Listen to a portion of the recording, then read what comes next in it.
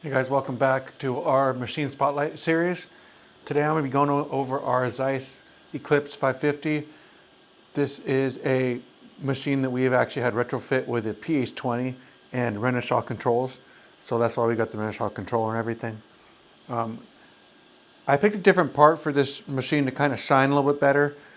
The biggest benefit of this Renishaw PH20 is that you got infinite angles. So I really wanted to pick a part that kind of showed that. So we got this part right here that I picked. It's a 3D printed part. We had a nice model for it. So we'll go through here and I'll do an alignment. I'm gonna get it running while I kind of discuss it. So what I did on this part was I actually did a 3-point align instead of just a single point. This is a more complicated part. It's kind of hard to set it up and align it to the axes. So we're gonna go through here. And we're going to go through and just pick up those first 3 points. And after it takes the first 3 points, it will still be automatic. But it needs those first 3 to kind of get a little bit better of a grasp on the part. Again, I made these 3 points that were kind of simple to pick. I didn't go through and try and pick a couple holes or anything. It's a little bit tougher to measure by hand.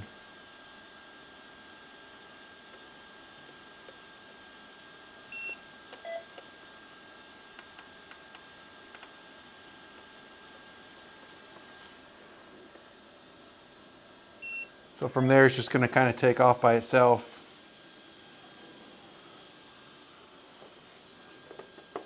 And it's going to go through and it's going to run the auto align. Like I said, this machine, we can do any angle we want with this PH20. It takes about 7 or 8 minutes on the first calibration, and after that, it's about a 4-minute calibration when you're doing a double check. But the ease of programming it is you can just follow features. You can pick a custom view, which I'll discuss that as we kind of go through the program. Right here, I just kind of picked the targets and did everything from the top WCS. So I really didn't do anything special.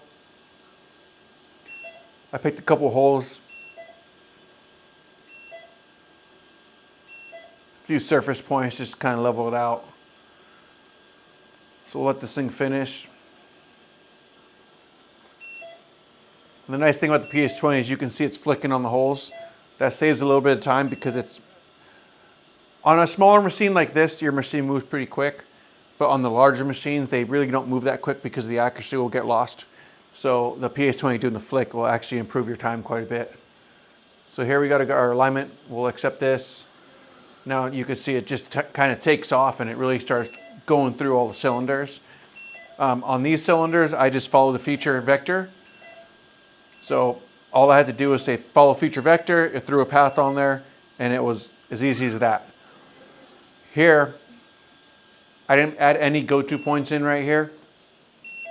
You can see I just got cylinder 3, cylinder 2, and then I added some go-to points.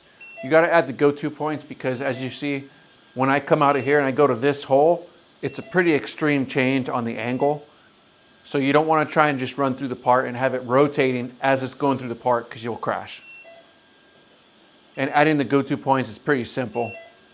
You can either manually move the probe and the angle of the probe to exactly where you want it, and then you just press add go-to point, and it will copy exactly what it's got from, as long as you're aligned to the part, it'll drag over all that information from the probe. So see here, I got a go-to point. Then I did another go-to point to kind of get it closer to the angle. Then it's going to go in here and measure this hole.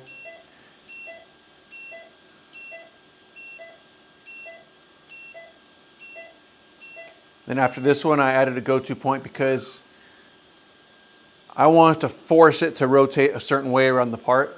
So for me to do that, I had to put the go-to point in there. You don't want to just assume it's going to go the right way. The way the PH20 works, it's always going to go the shortest route possible.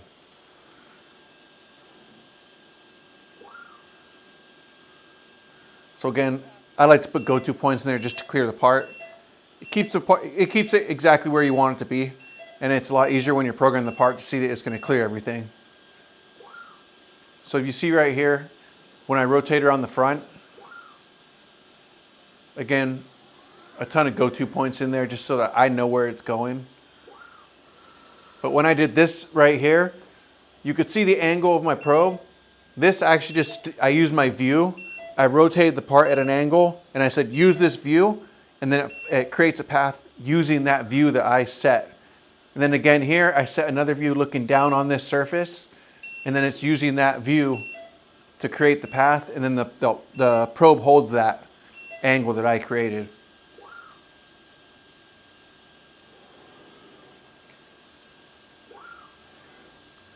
Same thing over here.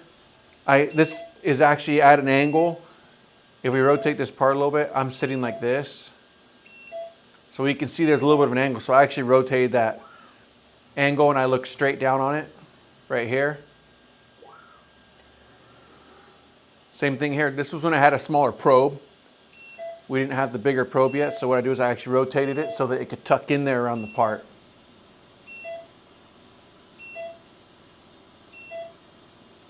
But you really have all the freedom you want, and it's really easy to set those views and to either follow the feature or use the view for your angle or your probe.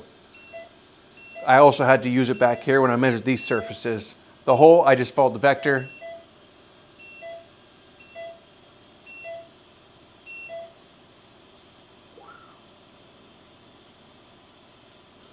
Just gonna measure one more cylinder, and then I come in and I swing under and I actually tuck in here. But using that view, you can really tuck into certain surfaces and just tell it, as long as you got the correct probe set, which is the H, that follows your path. So your path is basically created from that entry point and exit point, which I'm setting using my view. So you can see right here, basically I went at a view just like this. I went at a view right here and I set my entry point like that. So here you can see I rotated it like this a little bit. So you can see we're looking straight down the shaft of that probe. Again, when we go on these shots on the side right here, plenty of Goto points to clear everything. This one, I kind of came like here, and I just did a view right here, looking straight down on it. All these use the same entry and exit for the pass. I just went straight down on those surfaces so I could really tuck in there. I could have come from the side, I could do whatever I want. We'll let this finish and I'll show you how easy it is to do that. I just got a few more shots in here. And measure the back side.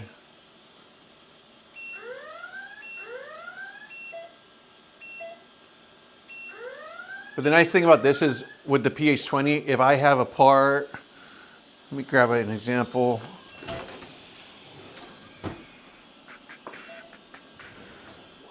Here we go.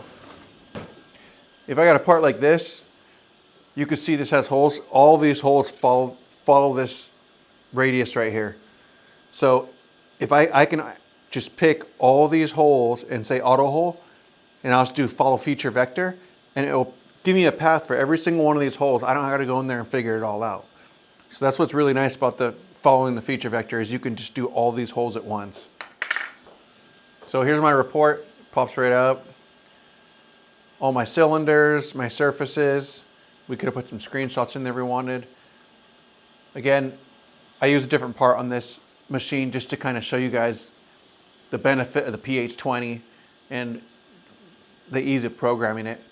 If you guys want to see anything else, maybe a different part, if you want to see maybe a little bit more detailed example of me programming it and how easy it is to pick off the features or the view, you can go ahead and reach out to us at qtemfg.com, and you can just reach out to tech support, or you can just send an email to support@qtemfg.com, or you can also just give us a call. Hope you guys like the video. If you guys want to see anything else, just let me know. Have a good one.